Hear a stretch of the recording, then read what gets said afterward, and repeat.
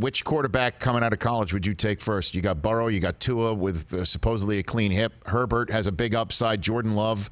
Anybody that you've seen that you say that's the guy out there? Well, I'm a Tua fan. I mean, and no one can deny the year that Burrow had. It was phenomenal.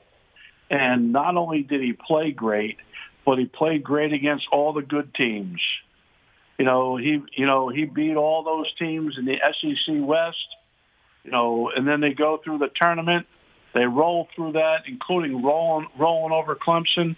No one can deny the year he had, and I can understand why. A homegrown kid, state of Ohio, Cincy picking, I could see why they'd take him. I'm a Tua fan. I've known more about Tua.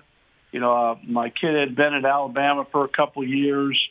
One of his assignments when he was at Alabama was to go out to Hawaii at the big football camp they have out there and make sure those other colleges don't steal him away from Alabama. So, I mean, seriously, imagine that assignment. You're a 21-year-old kid, and Nick says, don't screw it up and let him go somewhere else.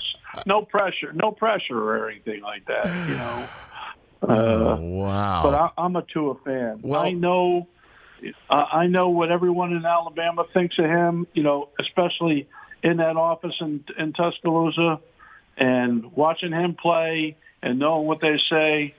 He has that it factor. Well, Kevin Falk, who you know very well, Charlie, is at LSU, and he's told Daniel Jeremiah, my colleague on NFL Network, and others that Burrow reminds him exactly like Brady in terms of makeup, in terms of heart, in terms of also mechanics. Do you see any similarities? Do you see that? Well, my only concern is 1-year starter. That's my only concern.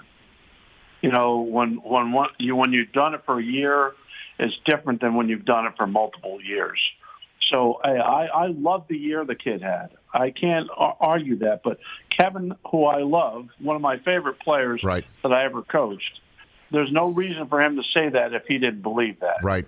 Okay, but that to me is secondhand knowledge. All I can go, when my kid tells me, that the kid has the it factor, then he has the it factor. What if I threw Trevor Lawrence into the mix? Would you take him over anybody else? The kid from Clemson. He might be good. He might go above all of them, but he's not in the mix.